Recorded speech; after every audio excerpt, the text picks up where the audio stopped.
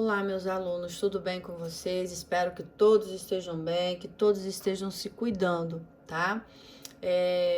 A nossa videoaula dessa semana, nós temos o capítulo 20 e como tema, como a AIDS afeta o organismo humano. A gente falou, né, bastante aí nos capítulos anteriores, falando sobre as infecções sexualmente transmissíveis, como elas ocorrem, como que elas acontece, quais os sintomas. E hoje a gente vai falar de uma doença mais específica, que no caso é a AIDS, né? A gente sabe que para falar da AIDS a gente tem que falar do vírus. Os vírus são micro-organismos menores que bactérias, com composição estrutural majoritariamente proteica e de ácidos nucleicos. Os vírus são seres acelulares, ou seja, eles não são formados por células, tá? Ele é formado por um capsídeo, que é uma cápsula proteica, que abriga seu material genético, que na maioria dos casos ele é único. Pode ser DNA ou RNA.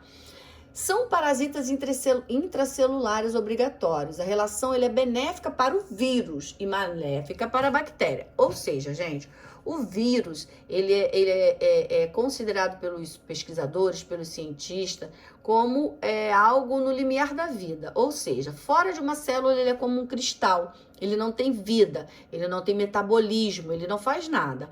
O problema é quando ele invade uma célula. Quando ele invade uma célula, ele faz essa célula trabalhar para ele. Ele começa a fazer essa célula a ser sua escrava. E ali ele começa numa autorreprodução muito grande, começa a fazer, a espalhar o seu material genético sobre toda essa célula, na qual essa célula vai se dividindo, vai se espalhando, e a pessoa acaba ficando, né, obviamente, com algum tipo de doença. São parasitas que ficam dentro da célula, porque são intracelulares obrigatórios. Então a relação ela é boa para o vírus, mas é ruim para a bactéria, para a célula, porque ele acaba destruindo a célula e fazendo dessa célula a sua vida, né? Aqui a gente tem uma estrutura mais ou menos de um vírus, aí tem a cápsula, o DNA, parte da cabeça, a cauda e o que a gente chama de fibras. Isso é para a gente entender um pouquinho do vírus, para a gente poder falar da primeira coisa, que é a AIDS, né? Os sintomas iniciais da infecção por HIV, gente, eles são confundidos com a da própria gripe. A sigla HIV, ela vem da síndrome da imunodeficiência adquirida. O HIV, ele possui um envelope lípidico com a proteína inserida nele e a cápsula proteica, que é o que a gente chama de capsídeo, né? Mais interna. Ao entrar na célula, o vírus inicia seu ciclo replicativo, né? Porém, após algumas semanas, permanece na forma de provírus, período que pode durar até anos em alguns indivíduos. Para isso, o vírus possui algumas enzimas que o auxiliam a completar seu ciclo com a transcriptase reversa. O nome HIV ele faz referência às células que são infectadas e posteriormente destruídas. A principal célula afetada pelos vírus são os linfócitos T, CD4, ou auxiliares dos glóbulos brancos, que fazem parte do sistema imune. São esses linfócitos que ordenam o início da resposta imunológica. Sem eles, o indivíduo fica com a imunidade debilitada contra qualquer tipo de infecção, né? E pode ser levado à morte. Assim, uma pessoa portadora da infecção pode, por menor quantidade desses glóbulos brancos no sangue, principalmente se não for tratada. Então, assim, o vírus HIV, ele acaba simplesmente invadindo o nosso sistema imunológico, que são os glóbulos brancos. Os glóbulos brancos, eles são os glóbulos responsáveis pela nossa defesa. Então, quando a gente os nossos glóbulos brancos eles são atacados por algum tipo de micro-organismo, a gente fica com a imunidade baixa, a nossa imunidade fica muito baixa e a gente acaba ficando com algum tipo de doença. Alguma doença acaba nos atingindo, tá? E não é diferente com a AIDS, porque a AIDS ela não vai afetar nenhum tipo de outra célula, somente as células de defesa, né? A AIDS, ou síndrome da imunodeficiência adquirida, é uma doença infecto-contagiosa causada pelo vírus HIV, Human Imunodeficiência vírus, que leva à perda progressiva da imunidade da pessoa. A doença, na verdade, uma síndrome. Caracteriza-se por um conjunto de sinais e sintomas que são advindos da queda da taxa dos linfócitos, como eu acabei de falar, TCD4, as células muito importantes que são as nossas defensoras, é o nosso exército da salvação, que a gente pode dizer assim. Quanto mais a moléstia progride, quanto mais a doença progride, mais compromete o nosso sistema imunológico e, consequentemente, a capacidade de o portador defender-se de infecções acaba, ficando bem menor. Como é que o HIV é transmitido? Como é que essa doença chega no organismo da pessoa? Somente em secreções como sangue, como esperma, secreção vaginal, que no caso aí a gente está falando, das relações sexuais, porque é uma doença, é uma infecção sexualmente transmissível, mas não é só através do sexo, tem através do próprio sangue, através do leite materno, quando a mãe que é portadora acaba amamentando o seu filho. O vírus aparece em quantidade suficiente para causar a moléstia. Para haver a transmissão, o líquido contaminado de uma pessoa tem que penetrar no organismo da outra. Isto se dá através da relação sexual heterossexual ou homossexual. Tanto faz, tá? Ao se compartilhar seringas, por exemplo, a pessoa tomou uma injeção, vou guardar, vou continuar guardando essa seringa aqui, porque pode servir para aplicar uma injeção. Não pode, tem que descartar. Em acidentes com agulha, quando uma pessoa perfura uma e outra, ou quando as pessoas que usam algum tipo de droga que acabam compartilhando, pica uma pessoa e depois fura outra pessoa, pode também estar transmitindo. Objetos que cortam, como alicate, tesoura, infectados. Na transfusão de sangue, quando uma pessoa acaba recebendo sangue contaminado. Na transmissão vertical, ou seja, quando a mãe está infectada e ela acaba passando para o feto durante a gestação, ou até mesmo na hora no trabalho de parto e durante a amamentação.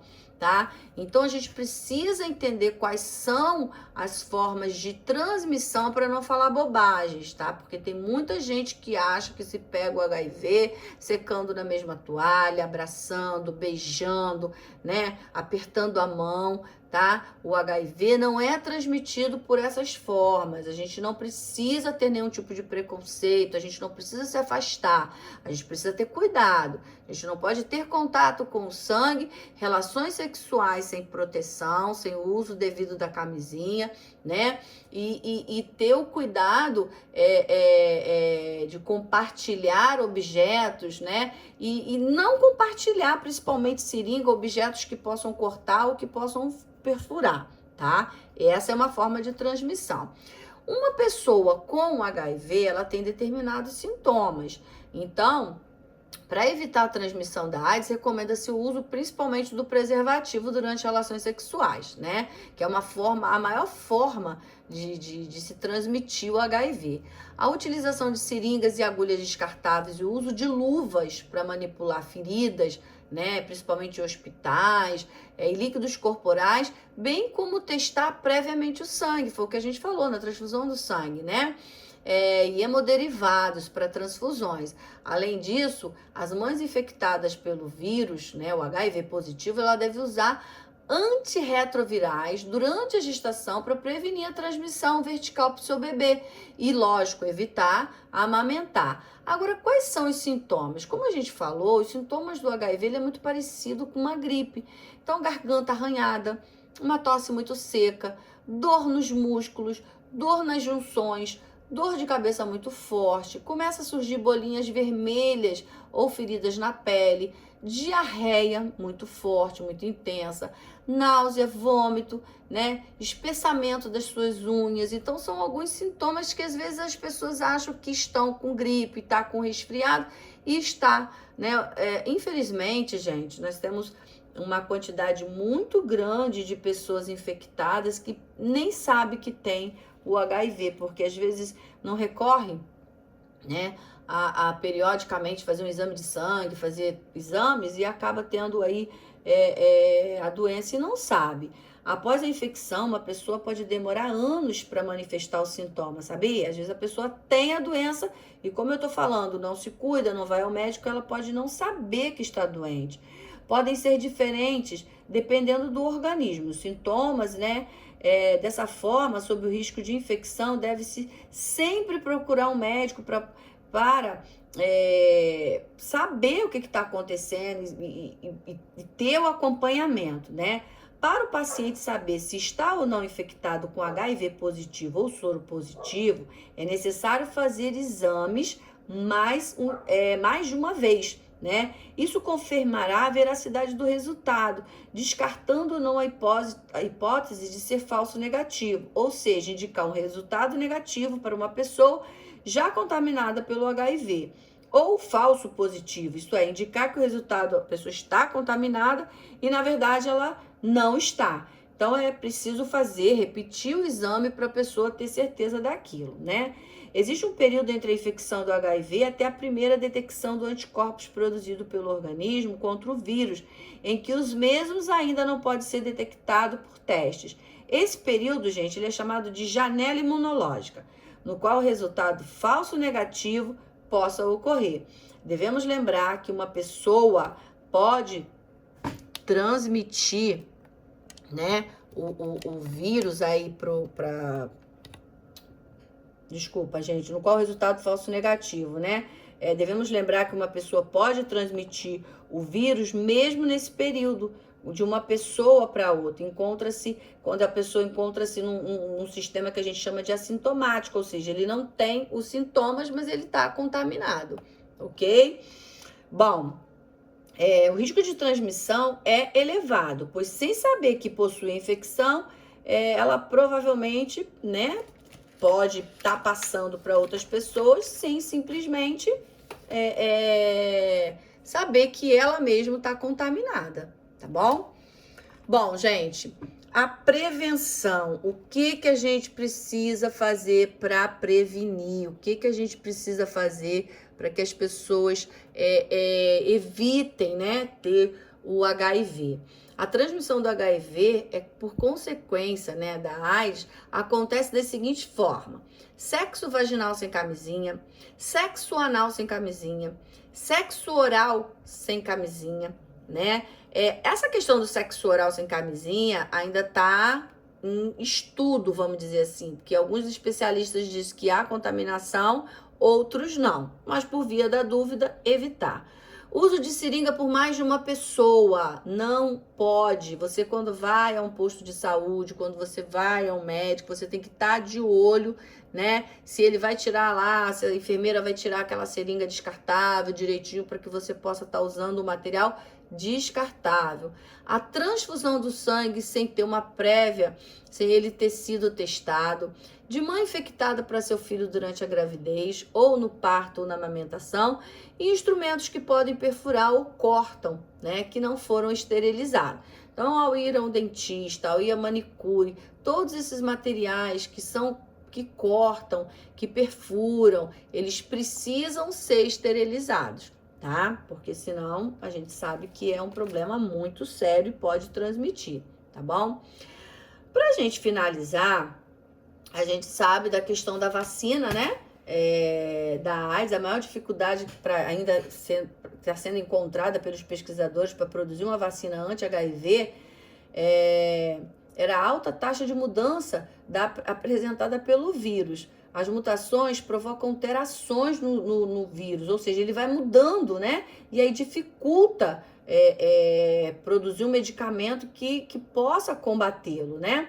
Dessa forma, quando uma vacina era eficaz contra um tipo de vírus, uma nova forma mutante mais resistente surgia, tornando a vacina ineficaz, né? Não quer dizer que os pesquisadores desistiram, só que eles produzem a vacina. Como o vírus é mutante, ele acaba modificando a sua forma e aí a vacina se torna ineficaz, tá?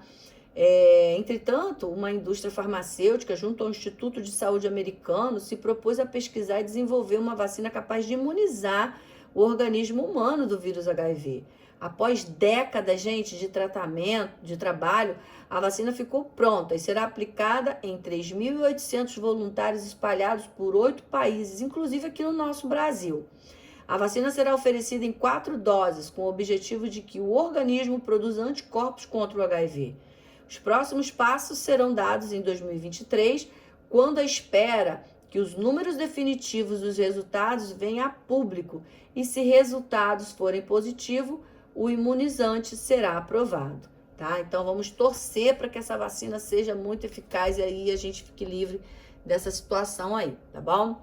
Agora, falando um pouquinho da AIDS e a pobreza. A AIDS é considerada uma epidemia que há mais de 3 décadas tem exigido ações de enfrentamento, além da questão biomédica, sobretudo no combate ao preconceito e ao estigma. Foi o que eu falei, abraçar, beijar, não se esquivar, não ter preconceito, porque isso não passa dessa forma, né? Então, eu já falei anteriormente a forma de contágio, então não precisa ter medo de sentar no mesmo lugar, né? De abraçar, de beijar, não transmite HIV. No entanto, um dado tem chamado a atenção e mostrado uma face ainda mais perversa dessa realidade. O crescimento da AIDS entre a população mais pauperizadas, desculpa, tá, gente? São as mais carentes, mais pobres, torna o quadro de exclusão ainda pior. O número de pessoas em situação de rua, de moradores nos bolsões de pobreza, de famílias sobrevivendo sem condições mínimas de dignidade, que circulam nas regiões metropolitanas, vem cada vez mais a problemática da AIDS avançar em seu cotidiano. Nesse caso, além das dificuldades de acesso aos serviços de saúde, ao diagnóstico, ao tratamento, ao medicamento, se soma a carência de alimentação, saneamento, educação de qualidade, e, sobretudo, oportunidade de emprego e renda.